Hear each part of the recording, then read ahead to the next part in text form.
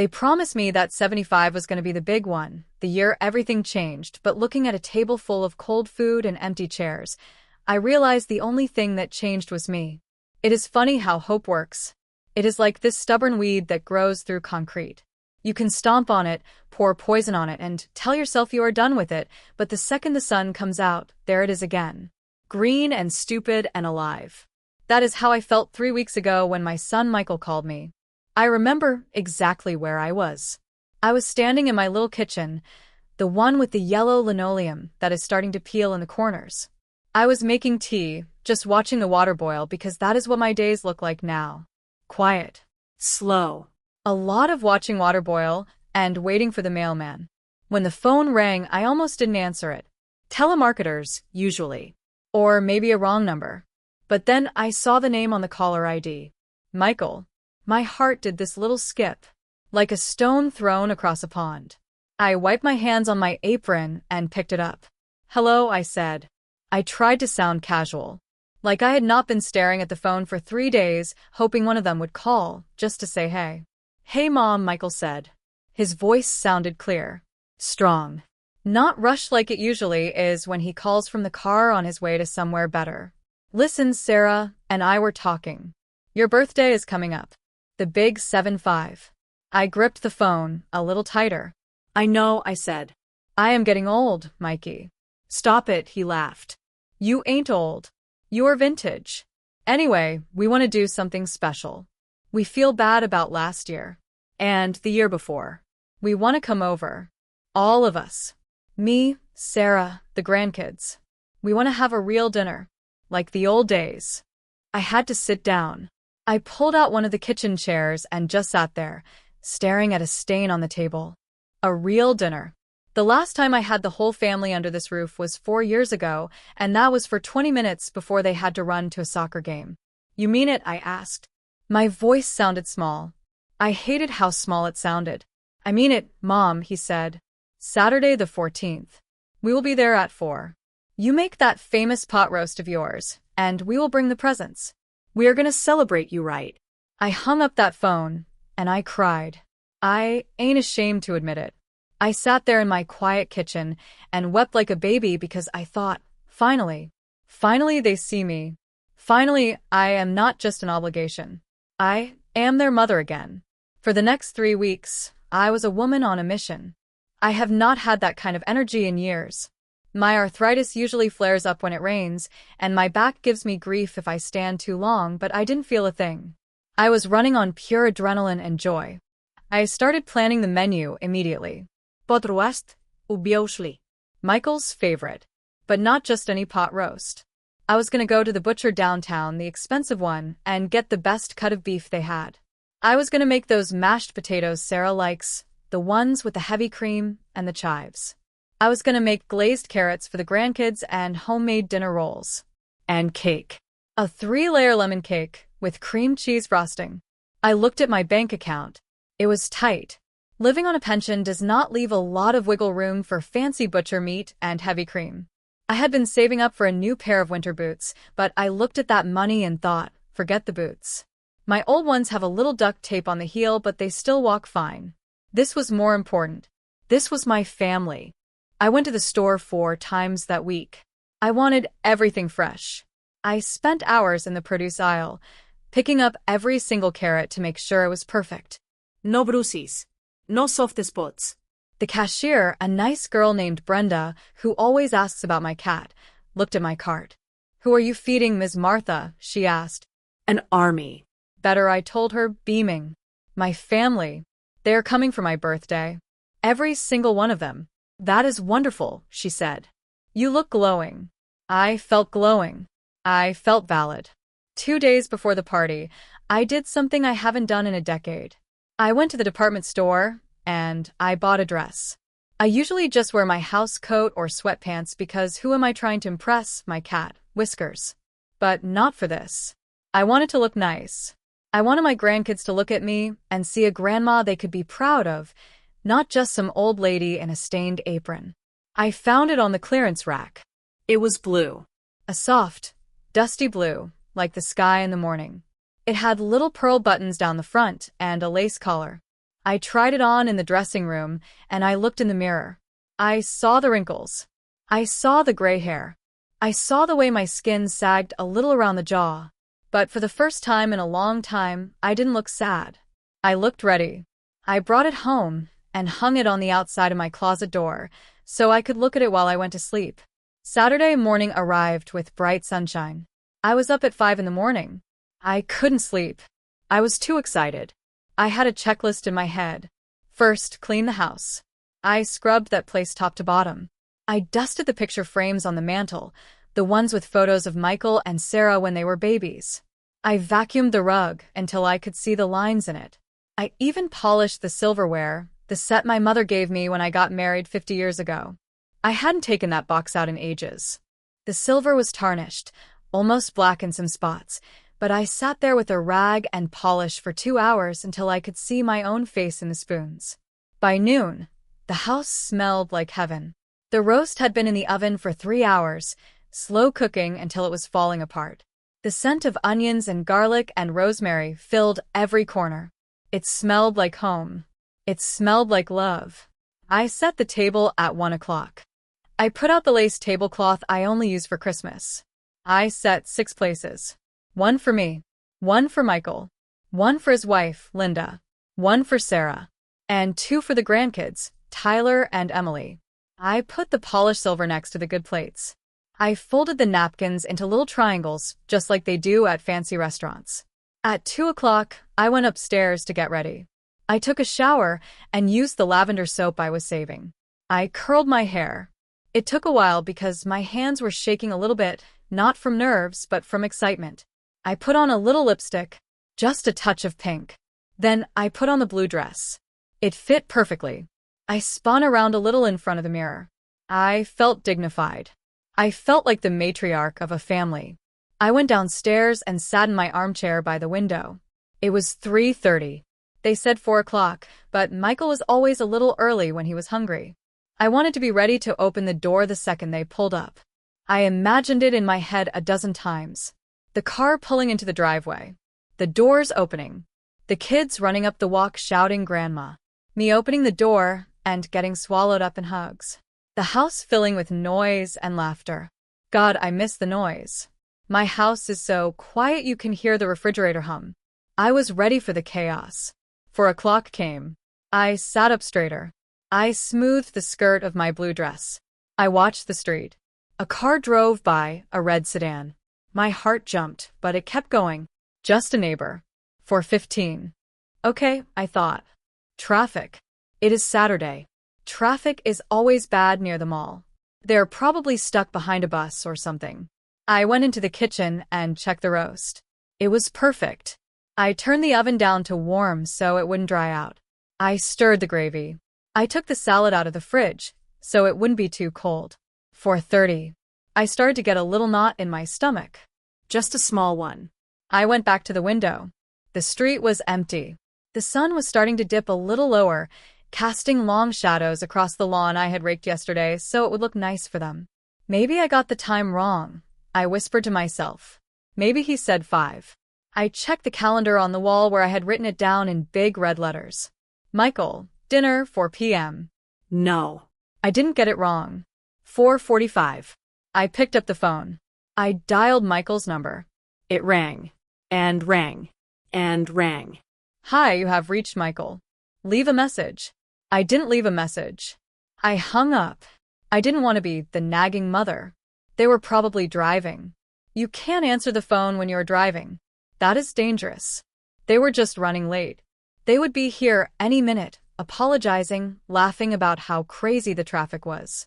I went back to the table. The ice in the water glasses was melting. The little beads of condensation were dripping down onto my nice lace tablecloth. I wiped them up with a napkin. I lit the candles. Maybe that would make it feel more festive when they walked in. 2 tall taper candles in the center of the table. They flickered in the silence. 5 o'clock. The knot in my stomach was not small anymore. It was a heavy stone. I called Sarah. It went straight to voicemail. Hey Sarah, it is Mom. I was just checking in. The roast is ready and everything is hot. Just wanted to see how close you guys are. Drive safe. My voice shook a little at the end. I hated that. I wanted to sound breezy. I wanted to sound like I wasn't standing in an empty house in a blue dress holding a cold phone. 5:30. The sun was really going down now. The house was getting dim. The only light in the dining room was from the candles. They had burned down about an inch. The wax was dripping down the side. I went into the kitchen. The timer on the oven buzzed, reminding me to check the rolls. I pulled them out. They were golden brown. Perfect. I put them in a basket and covered them with a cloth. Why hasn't anyone called? I asked the empty room. I sat down at the head of the table. I looked at the empty chairs. They looked like teeth in a missing smile. Maybe something happened. Maybe there was an accident. That panic, that motherly terror, seized me for a second. I grabbed my phone again. I was about to call the hospitals. I was about to call the police. But then my thumb hovered over the Facebook app. I don't use it much. Mostly just to look at pictures of my friends' cats or recipes for cookies. But I knew how to use it. I opened it up. And there it was. The first thing on the feed. A picture posted 20 minutes ago. It was Michael, and Sarah, and Linda, and the kids. They weren't in a hospital. They weren't in a ditch on the side of the highway. They were at a restaurant, a sports bar. I could see the TVs in the background.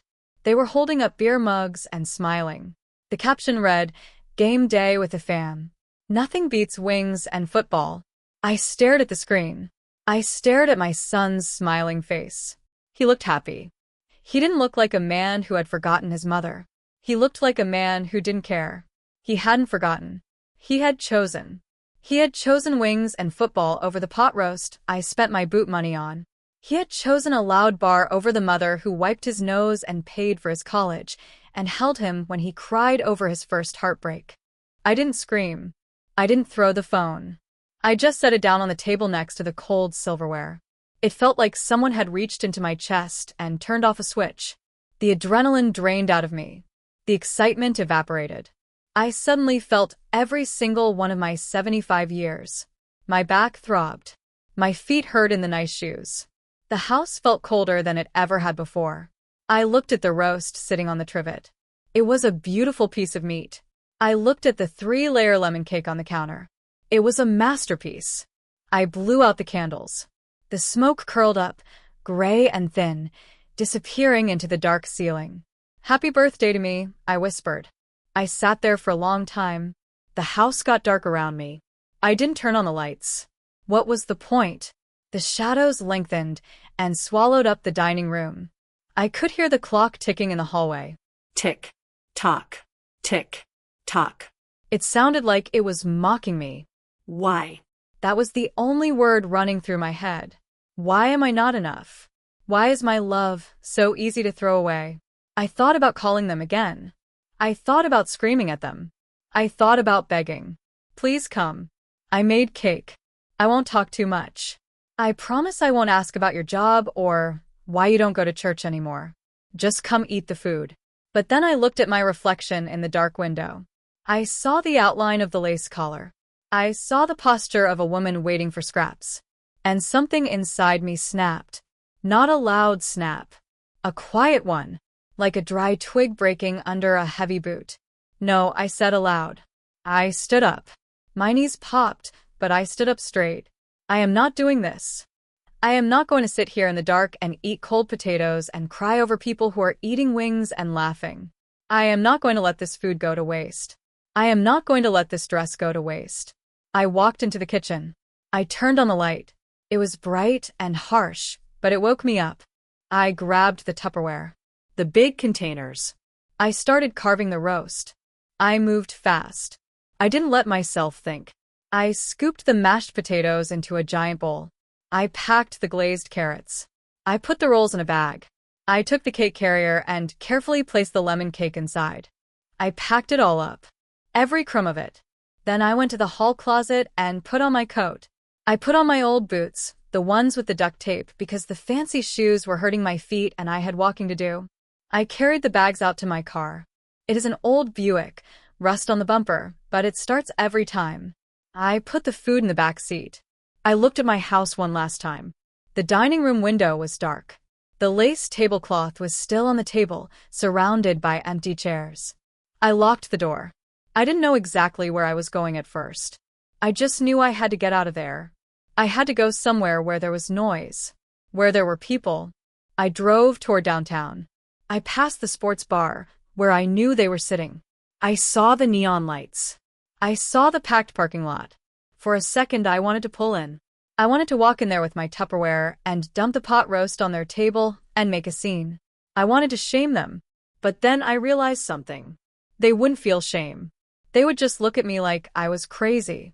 They would roll their eyes and tell their friends, "See, this is why we don't visit. She is dramatic." I drove past.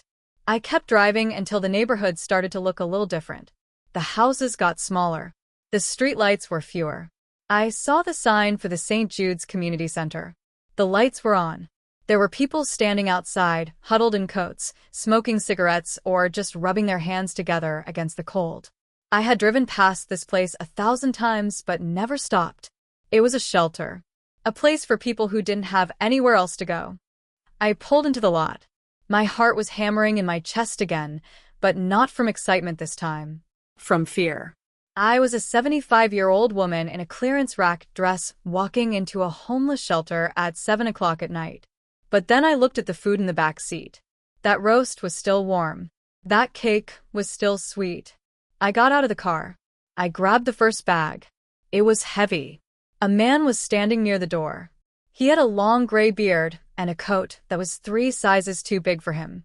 He watched me approach. "Can I help you, ma'am?" he asked. His voice was rough, like gravel. I stood up straight, clutching the bag of rolls. "Yes," I said. "I have a birthday dinner." And nobody came. He looked at me. He looked at the bag. Then he looked back at my face. He didn't laugh. He didn't look at me with pity. He just nodded. "Well," he said, opening the door. "We got plenty of empty bellies in here. And we ain't got much to celebrate." I walked inside. The air was warm and smelled like old coffee and bleach. There were long tables set up, filled with people. Men, women, a few children. They were eating soup from styrofoam cups. It was quiet, but not the lonely kind of quiet I had at home. It was a tired quiet, a surviving quiet. I walked up to the lady at the front desk. She looked frazzled. She was on the phone holding a clipboard. She looked up at me and blinked.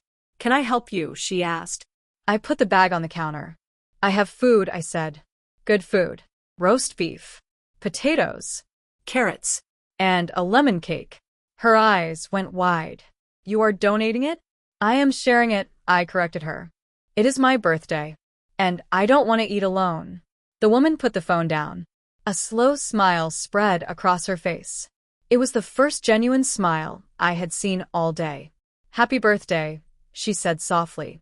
"Come on back. Let's get this set up." We took the food to the serving line.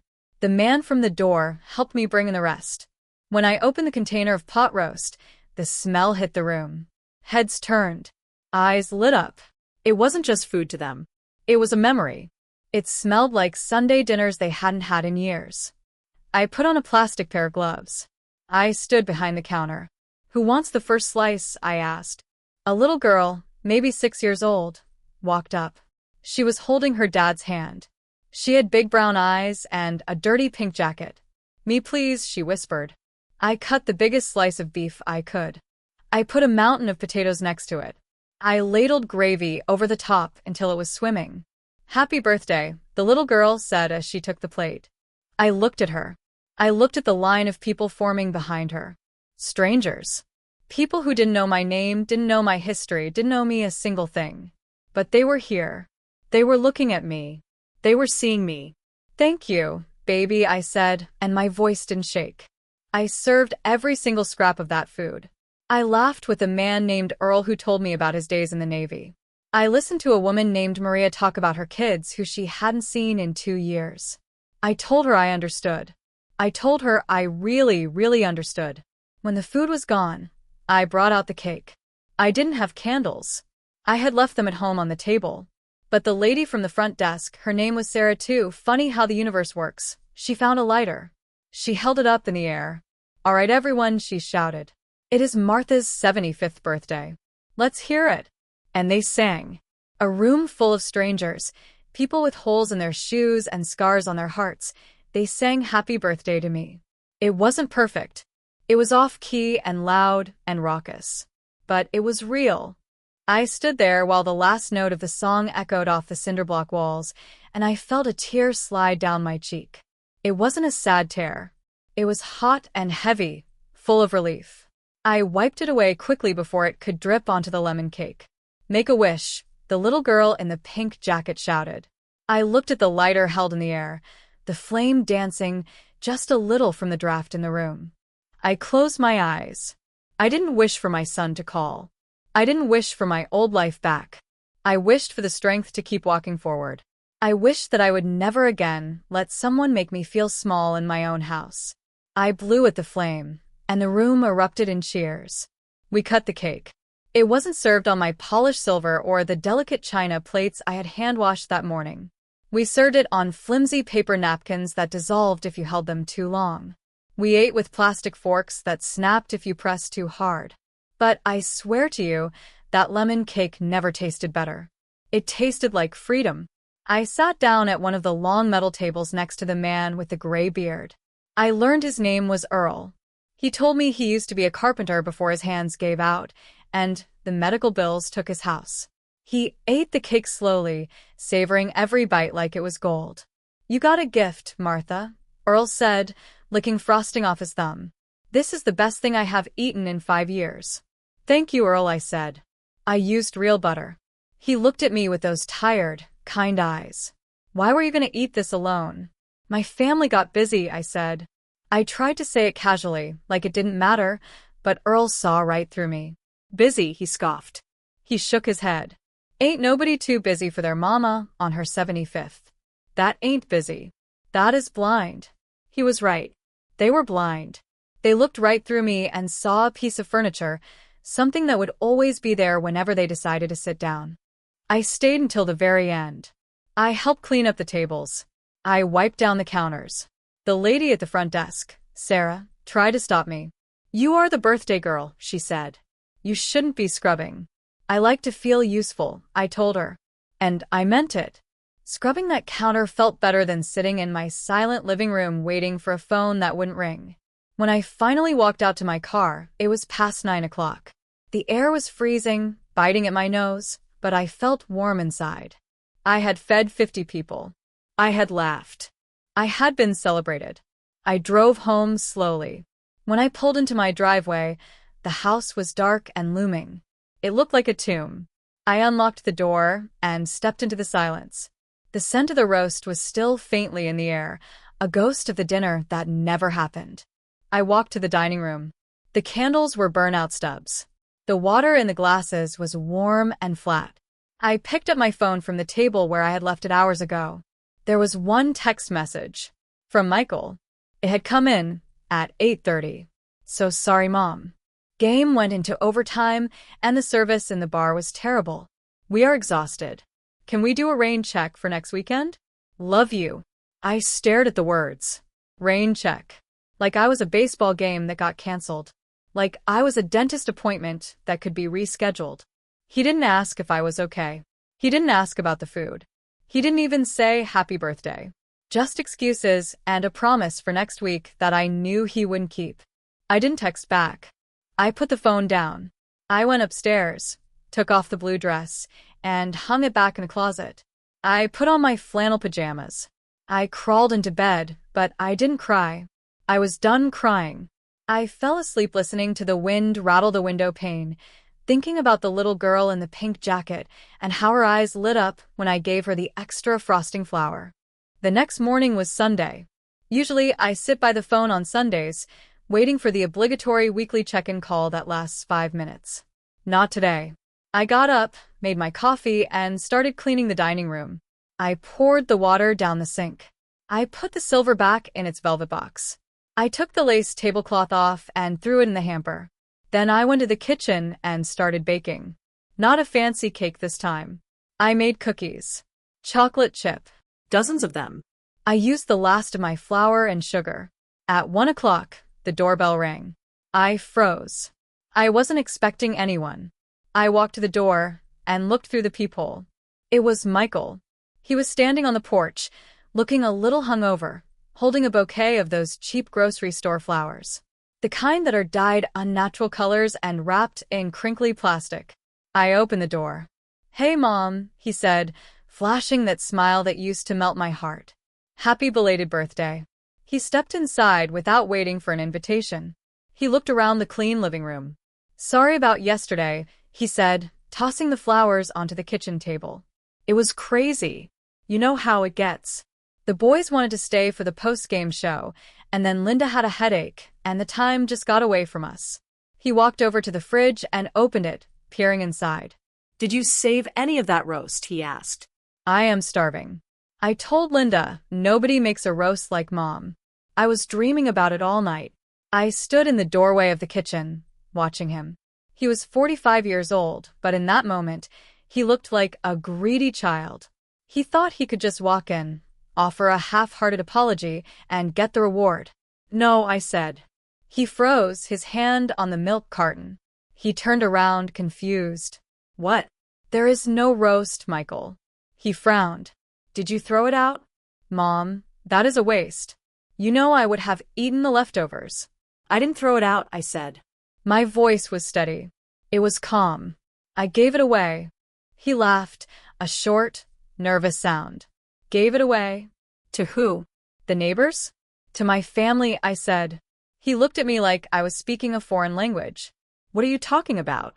"We are your family." I looked him dead in the eye. "No, Michael." "You are my relatives. You share my blood. But family? Family shows up. Family doesn't leave you sitting in the dark on your 75th birthday while they watch football. Family doesn't send a text message 4 hours late talking about a rain check." His face turned red. He slammed the fridge door shut. "Okay, look, I said I was sorry. What do you want me to do, grovel?" "It was just a dinner, Mom. Don't be so dramatic. You are acting like we committed a crime." "It wasn't just a dinner," I said, stepping closer to him. I was shaking now, but not from fear. From anger. It was my dignity, Michael. I spent my savings on that food. I spent 3 days cooking it. I put on a dress. I waited. And you didn't even have the decency to call me until it was over. You didn't care if I was sitting here dead or alive, as long as you didn't miss the overtime. He rolled his eyes. "Oh my God, here we go. The guilt trip. This is why we don't like coming over, Mom. You are always so intense." The words hung in the air. This is why we don't like coming over. It hurt. It felt like a slap. But it also cleared the fog. "Get out," I said. He blinked. "What?" I pointed to the door. "Get out of my house, Michael. Take your gas station flowers and go." "Mom, be serious." "I am serious," I said. "I am done waiting for you to love me. I am done buying your affection with pot roasts and silence. I am done being your backup plan for when you are hungry or need money. You can come back when you want to see me. Not the cook. Not the bank. Me." And if that day never comes, then I guess I will see you at my funeral." He stared at me. He had never seen me like this. He was used to the mother who apologized for existing. He didn't know this woman. He huffed, grabbed his keys, and stormed to the door. "You are crazy," he muttered. "You are going to regret this." I was trying to be nice. I watched him walk out. I watched him get in his car and drive away. I locked the door. I went to the table and picked up the cheap flowers. I dropped them in the trash can. Then I went back to my cookies. They were cooling on the rack, smelling like chocolate and comfort. I packed them into boxes. I put on my coat and my duct-taped boots. I drove back to the shelter. When I walked in, it was chaos. Lunch was being served. Sarah was running around trying to organize volunteers. Earl was wiping down tables. When Earl saw me, his face split into a grin that showed his missing tooth. "Look who it is," he shouted. "The birthday girl." I walked up to the front desk. Sarah looked up, surprised. "Martha? Did you forget something last night?" "No," I said. "I brought dessert." I put the boxes of cookies on the counter. And I added, taking off my coat. "I have 2 good hands and I know how to peel potatoes. I want to help." Sarah smiled, and this time, her eyes watered a little. We could use the help, Martha. Grab an apron. That was 6 months ago. I don't sit in my kitchen watching water boil anymore. I don't wait for the mailman. I am too busy. I am at the shelter 4 days a week. They call me Grandma Martha. The kitchen is my domain now. I reorganized the pantry. I taught the young volunteers how to make a roux, so the gravy isn't lumpy. I started a Tuesday night baking class for the teenagers who hang around the center. I taught that little girl, the one with the pink jacket, how to frost a cupcake. Her name is Lily. Her dad got a job last month and they moved into a small apartment, but they still come back to visit me on Tuesdays. Lily made me a card with crayons that says "Best Grandma Ever." It is hanging on my fridge, right where Michael's picture used to be. Michael still calls sometimes. Usually when he wants something. I keep the conversations short. I am polite, but I am busy. I have a life now. Last week he asked if I wanted to do dinner. He said he missed my cooking. I told him I was booked. You see, I learned something that night in the shelter, surrounded by strangers who treated me like a queen. We spend so much of our lives begging for love from the people who are supposed to give it freely. We twist ourselves into knots, trying to be good enough, trying to be worthy, thinking that if we just bake one more cake, if we just forgive one more slight, they will finally see us. But you can't make people love you. And you shouldn't have to. Love isn't a transaction. It isn't something you have to earn by being invisible and convenient. I was never unworthy of love. I was just looking for it in a dry well. So if you're sitting in an empty house right now, waiting for a call that isn't coming, looking at a cold dinner, and feeling like you don't matter, listen to me. Pack up the food. Put on your shoes. And walk out that door. There are people out there who need what you have to give. There are people who will see you. There are people who will celebrate you just because you are standing there breathing. Don't save your best china for people who treat you like a paper plate. Go find your real family. I promise you, they are out there waiting for you. And the cake tastes so much sweeter when you eat it with people who are just happy you were born.